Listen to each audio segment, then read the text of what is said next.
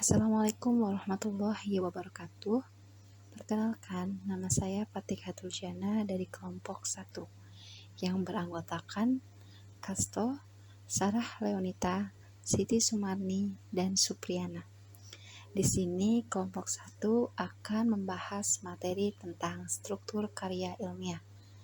Sebelum melanjutkan ke materi, kelompok 1 ingin berterima kasih kepada Bapak Irwan Siagian selaku dosen pengampu mata kuliah menulis ilmiah.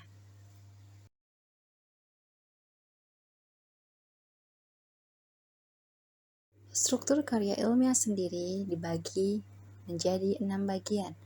Yang pertama, judul. Yang kedua, pendahuluan. Yang ketiga, materi dan metode. Yang keempat, hasil. Yang kelima, diskusi. Dan yang keenam, abstrak.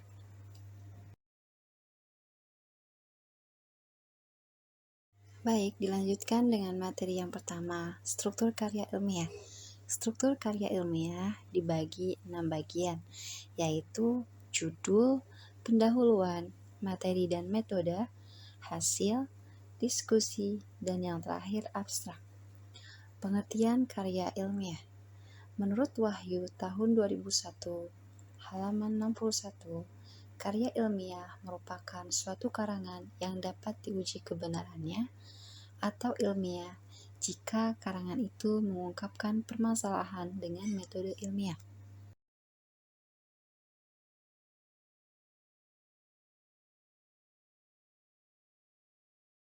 Sedangkan pengertian karya ilmiah menurut para ahli. Yang pertama, menurut Dwiloka dan Riana, tahun 2005, karya seorang ilmuwan dalam bentuk pembangunan yang ingin mengembangkan ilmu pengetahuan, teknologi, dan seni yang diperoleh melalui literatur, koleksi pengalaman, dan penelitian. Sedangkan menurut Brotowijoyo tahun 1985, karya ilmiah merupakan karangan ilmu pengetahuan yang menampilkan fakta dan dibuat dengan menggunakan metodologi penulisan yang baik dan benar.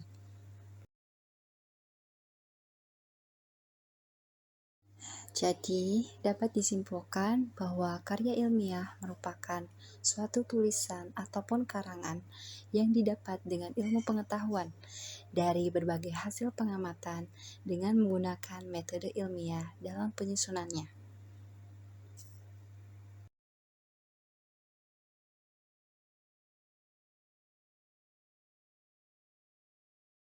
Selanjutnya, judul. Pengertian judul menurut para ahli. Menurut Aziz Ali Mulha, tahun 2003, halaman 12, judul merupakan cermin dari keseluruhan isi karya ilmiah. Dalam membuat judul penelitian, hendaknya bersifat menjelaskan diri, menarik, sehingga orang langsung menduga materi dan masalah dan materi apa yang diteliti. Dapat memberikan gambaran global tentang arah, maksud, tujuan, dan ruang lingkup penelitian. Sedangkan menurut Zainal Arifin, tahun 2008, halaman 33, judul bersifat satu frasa yang singkat, jelas, dan lengkap. Penulisan judul mencerminkan konsistensi antar ruang lingkup, tujuan, subjek, dan metode penelitian yang dikaji. Walaupun judul penelitian selalu tercantum di bagian paling depan dalam setiap laporan penelitian, tetapi tidak berarti penelitian dilakukan berangkat dari judul. Dan dapat disimpulkan bahwa judul merupakan gambaran dari isi karya ilmiah, menjadi jati diri dari karya ilmiah, pencerminan dari akar masalah, proses analisa, hingga hasil dan solusi masalah. Judul harus dibuat sesingkat mungkin, namun harus mampu mencakup semua aspek dari penelitian.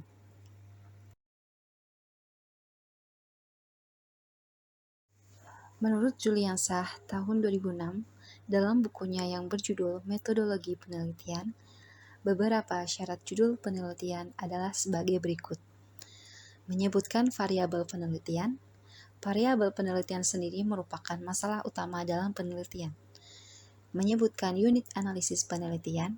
Yang dimaksud dengan unit analisis penelitian yaitu organisasi, kelompok orang, kejadian, atau hal-hal yang dijadikan objek penelitian. menyebutkan lokasi penelitian. Tempat di mana dilakukannya penelitian adalah lokasi penelitian. Yang terakhir, disusun sesingkat mungkin. Jika judul terlalu panjang, maka tidak bisa dikatakan judul, karena bentuknya mirip dengan sebuah paragraf.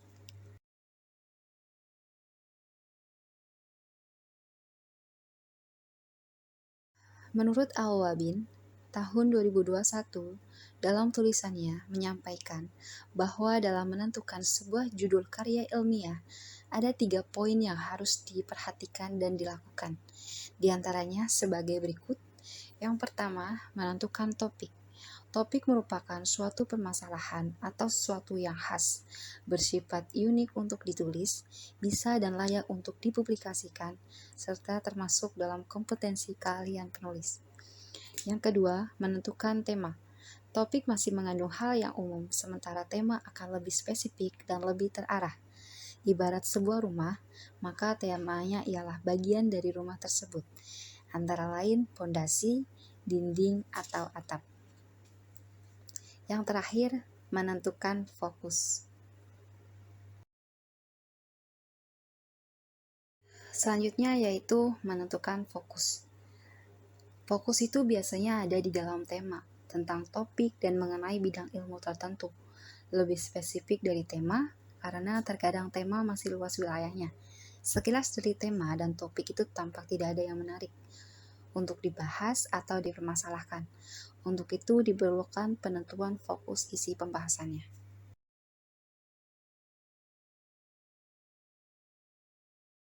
Berikut ini adalah contoh judul penelitian. Yang pertama, pentingnya bahasa Indonesia dalam pembelajaran di sekolah menengah. Yang kedua, pembelajaran bahasa Indonesia di tingkat perguruan tinggi. Yang ketiga, deskripsi pemakaian bahasa dalam spanduk partai politik di Kabupaten Wonogiri. Yang keempat, analisis struktural genetik novel Pangeran Diponegoro. Yang terakhir, pemakaian bahasa sarkasme di dalam media sosial. Materi selanjutnya adalah pendahuluan. Pengertian pendahuluan. Menurut Zulianti, tahun 2019, halaman 15, mengungkapkan pendahuluan adalah bagian awal yang berisi uraian singkat tentang latar belakang, masalah, dan tujuan penelitian, yang merupakan gambaran umum observasi awal dan fenomena mengenai topik yang diangkat.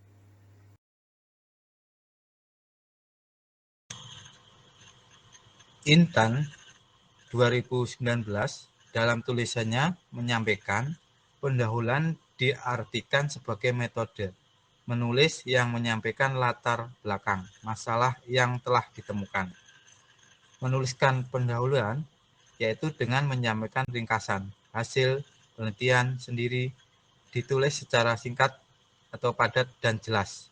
Pendahuluan tidak dibuat menggunakan kalimat bertingkat karena ditakutkan melebarkan sudut pandang sehingga menjadikan tidak fokus pada tujuan. Maka, dapat dikatakan secara garis besar, bagian pendahuluan adalah bagian perkenalan awal dengan gagasan dan materi yang disampaikan sebelum memasuki bagian pembahasan yang lebih komprehensif.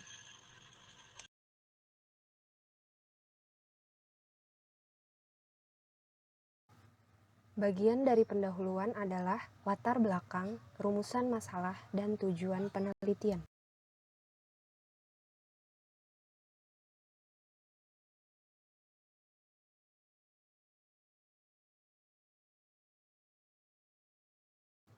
Latar belakang menurut Ratna, tahun 2016.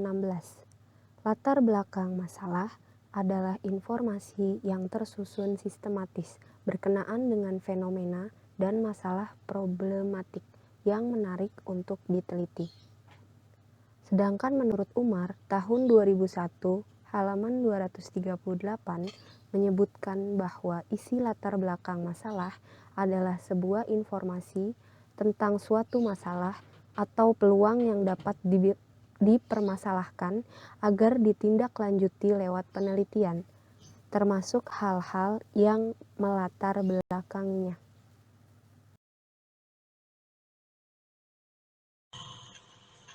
Tip menulis latar belakang masalah dari Umar 2001 halaman 238.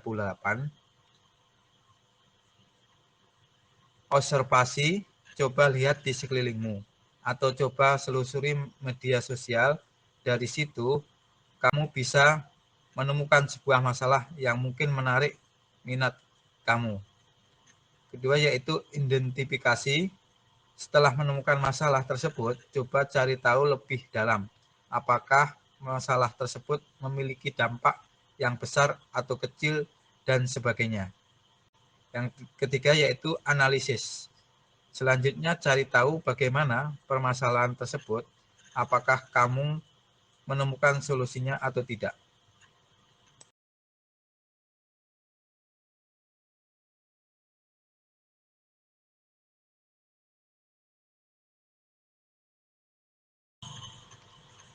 Komponen latar belakang masalah Umar 2001 halaman 238, yaitu yang pertama menuliskan bidang atau permasalahan yang diminati dengan jelas. Menetapkan konteks dengan memberikan tulisan singkat dari bahan literatur terdahulu yang penulis pilih. Namun, harus dipastikan untuk memilih literatur yang sesuai dengan permasalahan yang akan kamu bahas. Tuliskan hipotesis dari masalah yang kamu bahas dalam latar belakang. Alasan dalam memilih permasalahan atau topik penelitian. Berikut adalah contoh dari latar belakang. Rahma tahun 2016. Berjudul Makalah Bahasa Indonesia, Jenis Tulisan Eksposisi dan Deskripsi. Berikut adalah link contoh dari latar belakang.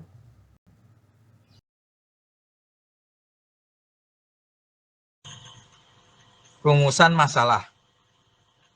Nizamuddin 2021 halaman 95. Rumusan masalah adalah pernyataan-pernyataan peneliti yang akan mengungkap jawaban baik secara tersirat maupun tersurat dan disusun sistematis serta komprehensif tentang lingkup masalah yang bertitik tolak dari pembatasan masalah. Dalam hal ini harus digambarkan secara singkat, tepat, dan sederhana. Digambarkan dalam kalimat tanda tanya.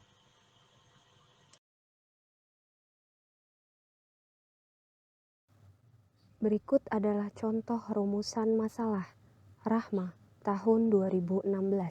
Makalah Bahasa Indonesia. Berjudul Jenis Tulisan Eksposisi dan Deskripsi. Berikut link dari contoh rumusan masalah.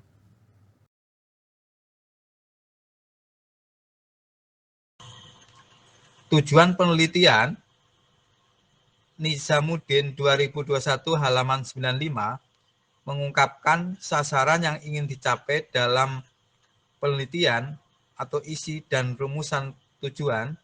Masalah penelitian mengacu pada isi dan rumusan masalah penelitian. Perbedaannya terletak pada cara merumuskannya. Masalah penelitian dirumuskan dengan menggunakan kalimat tanya. Sedangkan rumusan tujuan penelitian ini dalam bentuk kalimat pernyataan.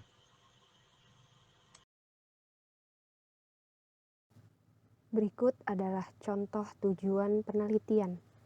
Masih dengan makalah Bahasa Indonesia, Rahma tahun 2016, berjudul Jenis Tulisan Eksposisi dan Deskripsi.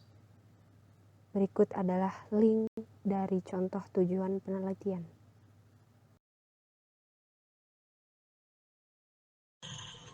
Manfaat penelitian. Nizamuddin 2021 halaman 95, lingkup dalam manfaat penelitian adalah pengembangan ilmu pengetahuan, terutama dalam pembangunan kesejahteraan manusia seutuhnya. Dengan kata lain, uraian dalam subbab manfaat penelitian ini berisi alasan kelayakan atas masalah yang diteliti.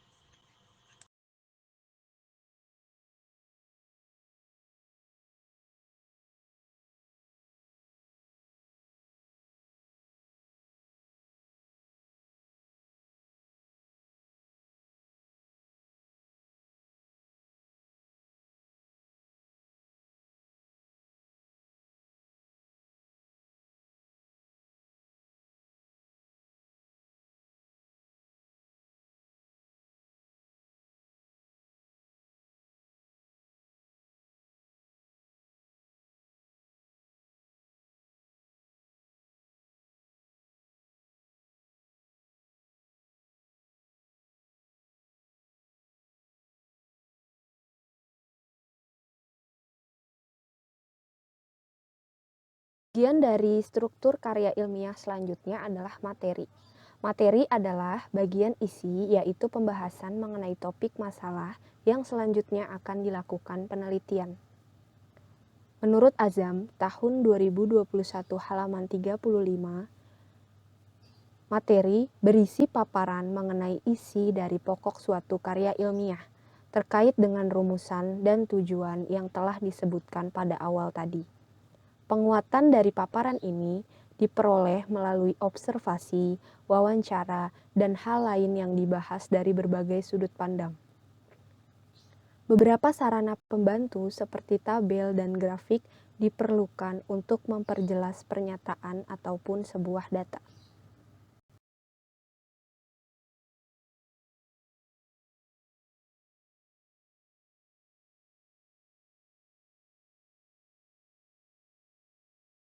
Materi atau isi pembahasan merupakan uraian pengembangan dari pertama, gagasan utama dan pengertian atau definisi fakta sebagai bahan penulisan. Yang kedua, landasan teori yang berkaitan dengan masalah. Yang ketiga, metode pemecahan masalah.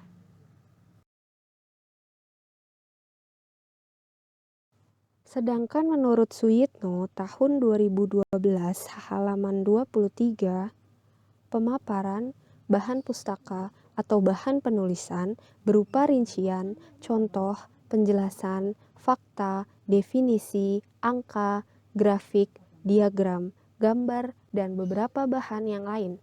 Bahan penulisan dapat berasal dari berbagai sumber, di antaranya seperti hasil pengamatan terhadap suatu peristiwa atau objek, hasil wawancara, hasil isian angket, pendapat, atau pernyataan pakar atau ahli, dan sebuah dokumen.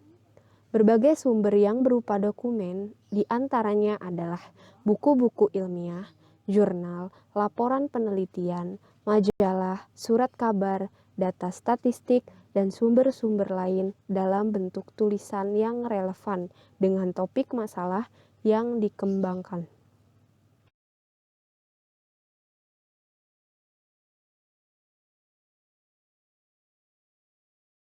Menurut Azam tahun 2021 halaman 34, landasan teori ini berisikan mengenai kerangka hipotesis, dimulai dari proses identifikasi teori-teori dasar yang relevan dan diakhiri dengan suatu hipotesis yang mengarah ke tujuan dari karya ilmiah tersebut. Selain itu, beberapa hal yang dapat mendukung dan menguatkan teori dasar adalah perlunya pengkajian terhadap penelitian sebelumnya yang telah dilakukan oleh peneliti lain. Hal ini perlu dilakukan untuk menambah informasi dan pengetahuan baru. Hal tersebut juga untuk menghindari adanya duplikasi pada karya ilmiah, serta dapat memberikan perspektif yang jelas mengenai perkembangan topik yang ditulis.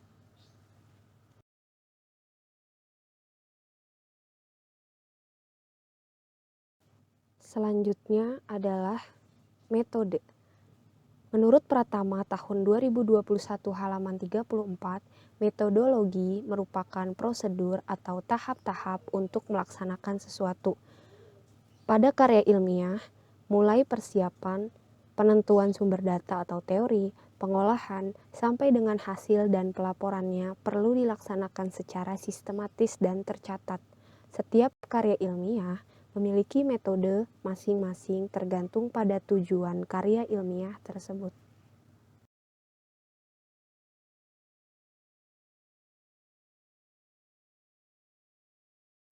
Azam dan kawan-kawan tahun 2021 dalam bukunya yang berjudul Teknik Penulisan Karya Tulis Ilmiah memaparkan ruang lingkup dari metode penelitian. Yang pertama ada jenis penelitian. Pada bagian ini menjelaskan ragam penelitian, apakah jenis penelitiannya kuantitatif atau kualitatif. Yang kedua, tempat dan waktu penelitian. Ruang lingkup dari subbab ini adalah memaparkan di mana fokus penelitian dilakukan dan tidak kalah pentingnya waktunya kapan dilaksanakan. Dalam hal ini, kelayakan tempat penelitian juga dipaparkan dan alasan apa yang menjadi pertimbangan pemilihan lokasi tempat penelitian.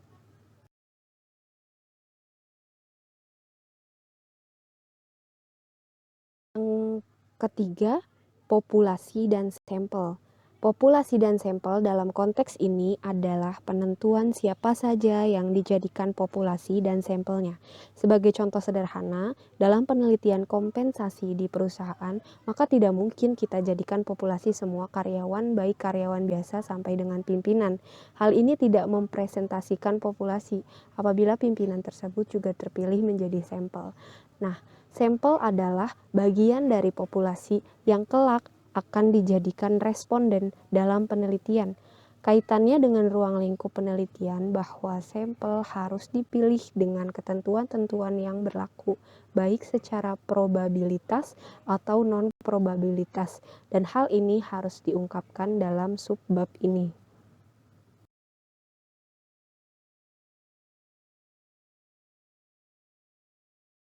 Yang keempat adalah instrumen penelitian dan teknik pengumpulan data. Pada subbab ini menggambarkan instrumen atau kisi-kisi yang telah disusun dalam suatu penelitian dan kelak akan mendalami variabel-variabel yang akan diteliti. Di bagian lain juga diuraikan teori yang menjadi variabel dan seterusnya, diturunkan menjadi sub-variabel beserta indikator-indikatornya, dan berakhir dengan butir-butir pernyataan sampel. Instrumen yang akan dipergunakan harus diuji dahulu sebelum dipergunakan. Instrumen harus teruji mengenai keabsahan atau validitas dan keandalannya atau reliable.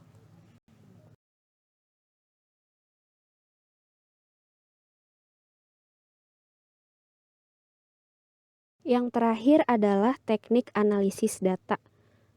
Ruang lingkup teknik analisis data adalah menguraikan jenis-jenis analisis data yang digunakan dan menyajikan aplikasi yang digunakan dalam menganalisis data. Aplikasi tersebut dapat digunakan dengan aplikasi SPSS, SIM, eView, dan sebagainya. Berikut adalah contoh dari logo aplikasi untuk analisis data.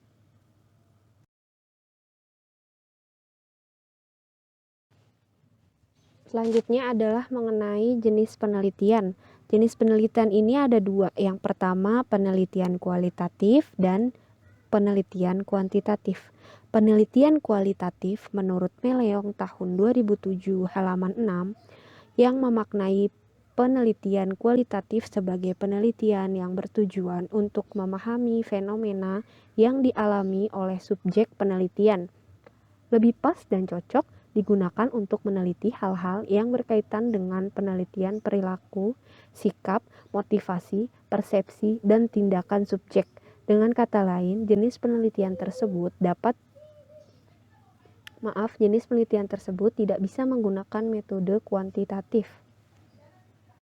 Sedangkan menurut Sugiono tahun 2005, yang mengartikan bahwa penelitian kualitatif lebih cocok digunakan untuk jenis penelitian yang memahami tentang fenomena sosial dari perspektif partisipan. Secara sederhana, dapat pula diartikan sebagai penelitian yang lebih cocok digunakan untuk meneliti kondisi atau situasi si objek dalam penelitian.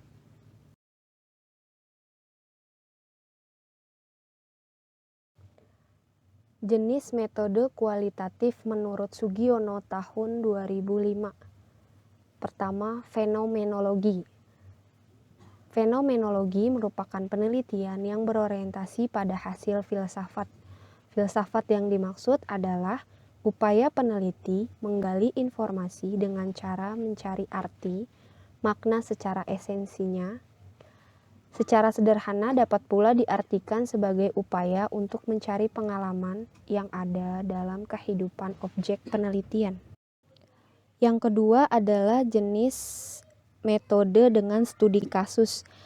Studi kasus adalah satu penelitian yang memfokuskan diri meneliti latar belakang, interaksi, dan kondisi masyarakat tertentu Bentuk dari studi kasus ini pun sebenarnya lebih pas digunakan untuk meneliti sebuah peristiwa, kegiatan, atau program di sebuah kelompok individu tertentu.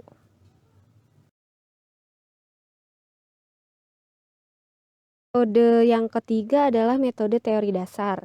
Metode ini digunakan untuk kasus penelitian yang ingin menguatkan dasar teori yang sudah ada.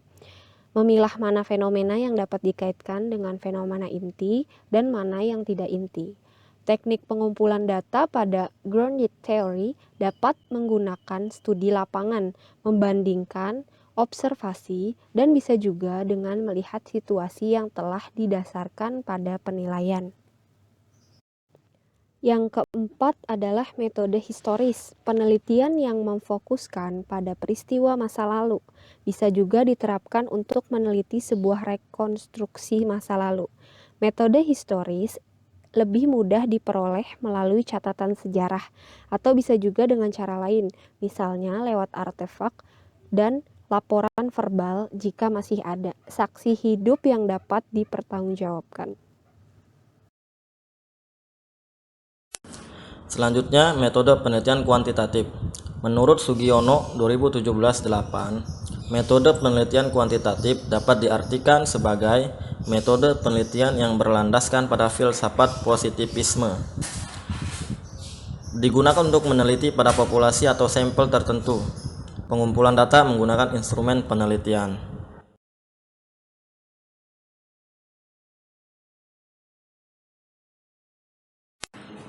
Jenis metode penelitian kuantitatif, Azam dan kawan-kawan 2021. Dalam bukunya menjabarkan jenis metode penelitian kuantitatif sebagai berikut. Pertama, metode evaluasi. Cara ilmiah untuk mendapatkan data dengan tujuan untuk mengetahui efektivitas maupun efisiensi proyek, kebijakan, dan program. Dengan demikian, hasil penelitian evaluasi dapat digunakan sebagai bahan pertimbangan untuk meningkatkan kualitas perumusan, implementasi, maupun hasil dari suatu proyek, kebijakan, dan program.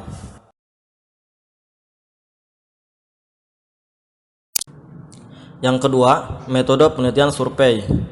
Hasil dari penelitian ini cenderung digunakan untuk proses generalisasi. Data yang diperoleh dari data masa lampau atau saat ini. Data tersebut akan digunakan untuk melihat hubungan variabel dan menguji hipotesis. Data diambil berdasarkan populasi tertentu, instrumen pengamatannya dengan wawancara dan kuesioner.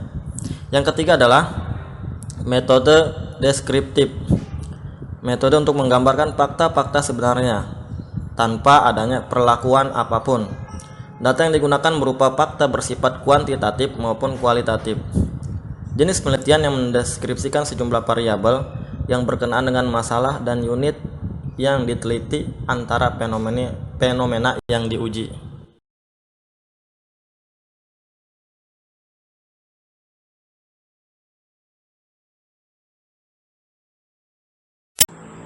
Selanjutnya yang keempat adalah metode penelitian kelas. Metode untuk memperbaiki permasalahan pada suatu kelas. Tema yang sering diambil misalnya motivasi belajar dan prestasi belajar siswa dalam suatu kompetensi. Yang kelima, metode studi pustaka. Metode untuk menghimpun informasi atau data yang relevan dengan topik atau masalah yang menjadi objek karya ilmiah. Yang keenam, metode eksperimen. Metode yang digunakan untuk melihat pengaruh variabel bebas terhadap variabel terikat yang dapat dikendalikan. Pengendalian ini dimaksudkan agar tidak ada variabel selain variabel bebas yang dapat memengaruhi variabel terikat.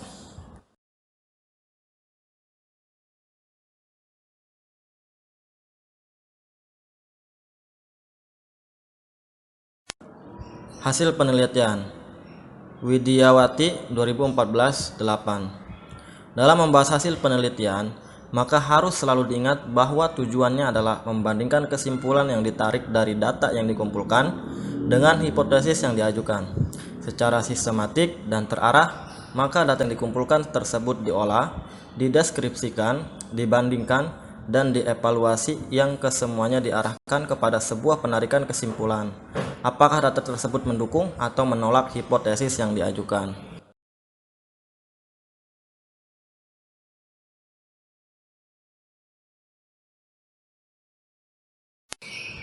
Hasil penelitian menurut pemaparan Azam dan kawan-kawan 2021 dalam buku Teknik Penulisan Karya Ilmiah.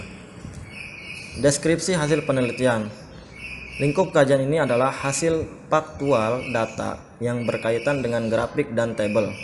Dalam hal ini juga digambarkan analisis hasil dan deskripsi hasil penelitian, dan diungkapkannya temuan-temuan yang signifikan dengan penelitian. Dalam hal ini diungkap secara sederhana dan mudah dimengerti, singkat dan tepat.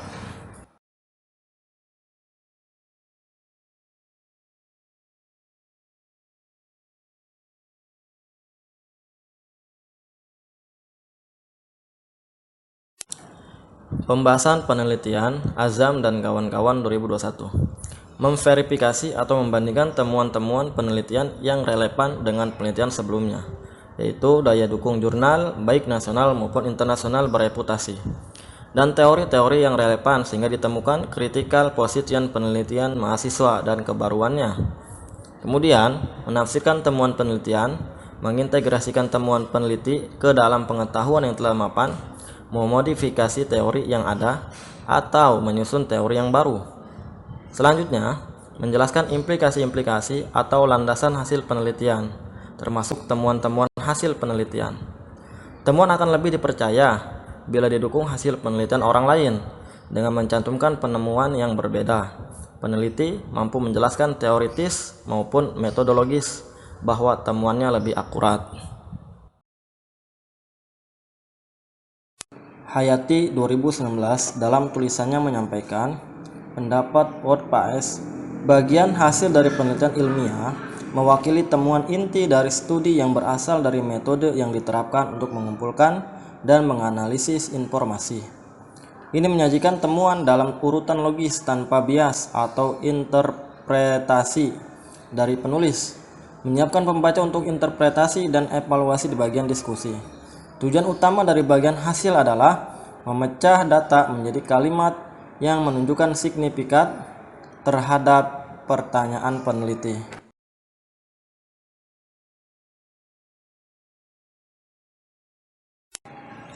Selanjutnya, syarat hasil penelitian. Menurut Sugiono 2006, yang pertama adalah sistematis, yaitu dilaksanakan didasari dengan pola tertentu dari hal yang paling sederhana sampai yang kompleks dengan tatanan yang tepat sehingga tujuannya tercapai secara efektif dan efisien.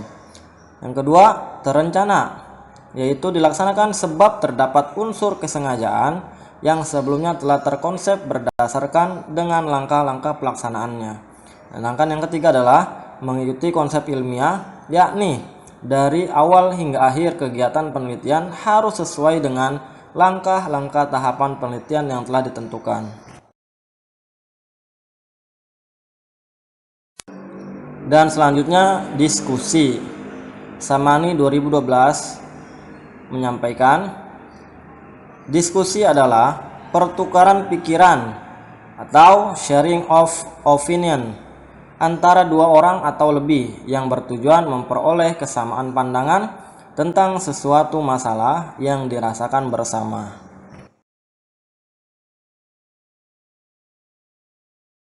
Menurut Muhammad Uzair Usman, tahun 2005, halaman 94, menyatakan bahwa arti diskusi merupakan suatu proses komunikasi yang teratur dengan melibatkan sekelompok orang dalam interaksi tatap muka yang informal dengan berbagai pengalaman atau informasi, pengambilan kesimpulan, dan solusi atau pemecahan masalah.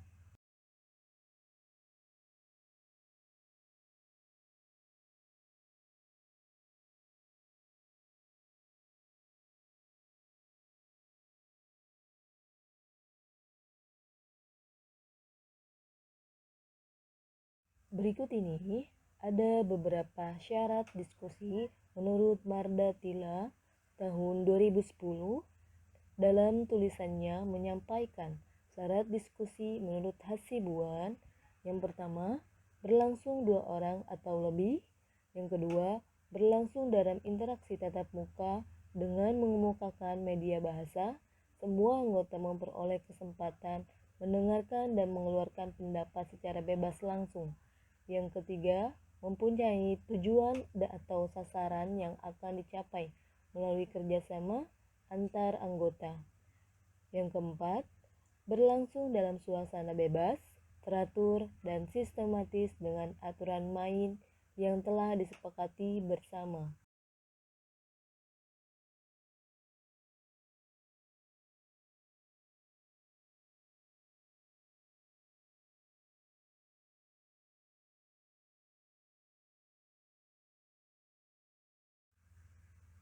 Berikut ini ada beberapa manfaat diskusi. Menurut Mardatila tahun 2010 dalam tulisannya menyampaikan manfaat diskusi menurut Hasibuan. Yang pertama, melatih kemampuan berpikir sehingga pikiran menjadi luas dan tidak terbatas untuk mengembangkan hasil penelitian. Yang kedua, membiasakan sikap saling menghargai pendapat atau argumen yang muncul saat berdiskusi membuat kita akan menghargai setiap pendapat atau pemikiran setiap orang yang berbeda-beda. Yang ketiga, melatih dan mengasah kemampuan berpikir yang kreatif dan analitis karena otak dibiasakan untuk berpikir saat diskusi.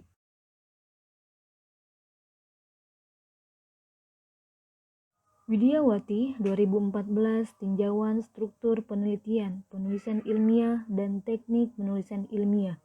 Jurnal Ilmiah Pendidikan Fisika Al-Buruni 3 bab 1 halaman 6-9. Tita Nurazeng M 2019 Ketidakadilan Gender dalam Novel Gadis Pantai karya Pramudya Anantatur dan Tanah Tabu karya Anindita Taif. Kajian Sastra Bandingan Jurnal Alaya Sastra 15 bab 1 halaman 27. Alimul Hazi Aziz 2003 Riset Keperawatan dan Teknik Penulisan Ilmiah Jakarta Salemba Medika. Sukijo Noto Mojo 1993 Metodologi Penelitian Kesehatan Jakarta Rineka Cipta. Arifin Zainal 2008 Evaluasi Pembelajaran Bandung Remaja Rosda Karya.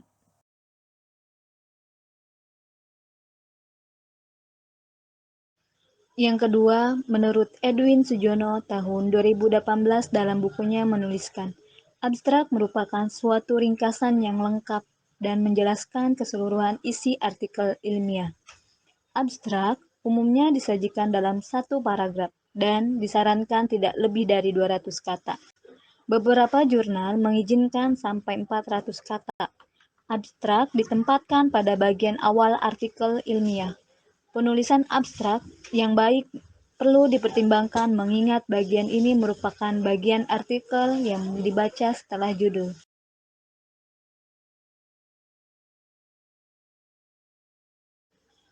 Edwin Sujono tahun 2018 dalam bukunya juga menyampaikan mengenai tujuan dan fungsi penulisan abstrak. Tujuan penulisan abstrak untuk menggambarkan keseluruhan isi konsep dari sebuah gagasan yang ada dalam tulisan karya ilmiah. Fungsi abstrak ada 3. Yang pertama, sebagai komponen inti dari sebuah karya ilmiah. Yang kedua, sebagai gambaran secara umum inti dari sebuah karya ilmiah. Yang ketiga, sebagai bahan pertimbangan pembaca untuk membaca keseluruhan tulisan.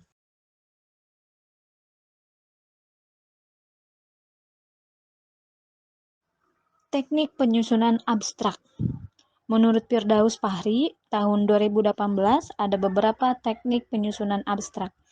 Yang pertama, disusun secara sistematis dan menyeluruh sesuai fakta. Yang kedua, dimulai dari latar belakang atau kondisi yang terjadi. Yang ketiga, kemudian strategi atau metode pemecahan yang dilakukan. Yang keempat, terakhir, abstrak perlu mencantumkan hasil dan kesimpulan yang bisa dipetik dari keseluruhan proses yang telah dilakukan. Yang kelima, dijabarkan dalam satu paragraf saja. Yang keenam, disarankan tidak lebih dari 200 kata, atau beberapa jurnal mengizinkan sampai 400 kata. Yang ketujuh, ditulis dengan singkat, padat, dan jelas. Yang kedelapan, penulisan abstrak bahasa asing harus dibuat cetak miring. Berikut ini ada contoh abstrak dalam artikel ilmiah yang berjudul Ketidakadilan Gender dalam Novel Gadis Pantai, karya Pramditya Anantatur, dan Tanah Tabu, karya Anindita Taif, kajian sastra bandingan. Jadi, kesimpulan dari struktur karya ilmiah terdiri dari judul, pendahuluan, materi dan metode penelitian, hasil dan diskusi, dan abstrak. Struktur merupakan sistematika dalam penyusunan karya tulis ilmiah sebagai panduan penulisan karya ilmiah agar menjadi ciri khas atau pembeda. Adanya sistematika dapat membedakan karya tulis ilmiah dengan non-ilmiah. Susunan yang dibuat sistematis memungkinkan seseorang untuk bisa dengan mudah mengetahui karya tulis tersebut sifatnya ilmiah. Bisa digunakan untuk kepentingan ilmiah pula, misalnya sumber penelitian maupun referensi penyusunan karya tulis seperti skripsi maupun tesis. Ketika pembahasan di dalam bentuk tulisan tidak sistematis, maka akan membuatnya sulit dipahami. Maka, sistematika penulisan karya ilmiah dibuat urut atau runtut, sehingga pembaca bisa mengetahui dulu alasan kenapa penelitian dilakukan, landasan teorinya apa saja, dan proses penelitian sampai hasilnya bagaimana, tanpa perlu meloncat-loncat dan di akhirnya isi karya tulis tidak tersampaikan. Apa yang dibahas di dalam karya tulis ilmiah adalah sesuai dengan hasil penelitian. Keberadaan aturan penulisan karya ilmiah bertujuan untuk membuatnya tetap demikian, yakni logis dan juga bisa dibuktikan.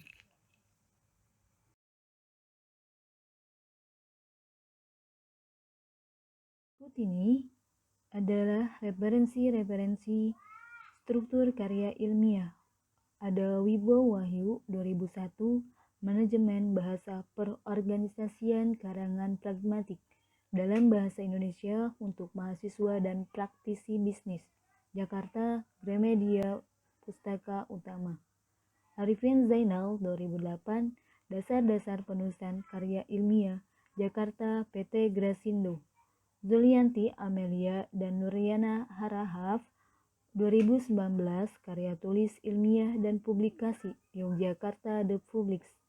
Awabin Salma 2021, Metode Penelitian Kuantitatif, Yogyakarta The Publics. Azam Khairul DKK 2021, Teknik Penulisan Karya Tulis Ilmiah, Riau.Plus Publisher.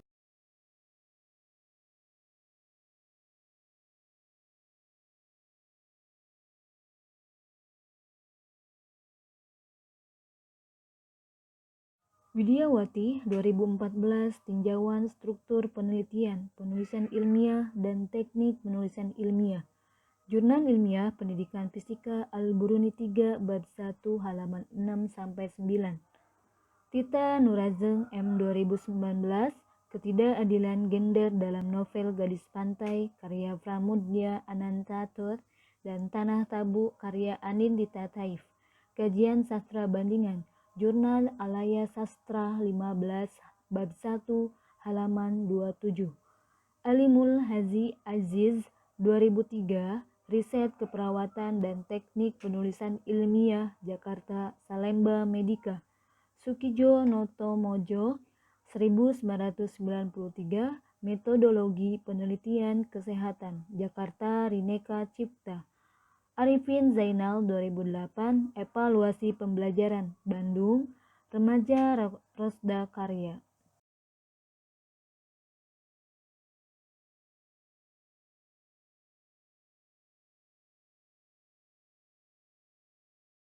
Mardalis 1989, Metode Penelitian Suatu Pendekatan Proposal, Jakarta Bumi Aksaroneor. Julian Syah 2006, Metodologi Penelitian Skripsi, Tesis, Disertasi, dan Karya Ilmiah, Jakarta Fernanda Media. Hayati Rina 2019, pengertian hasil penelitian, jenis, ciri, dan cara menulisnya. Rahma Diah 2016, jenis tulisan eksposisi dan deskripsi, makalah bahasa Indonesia.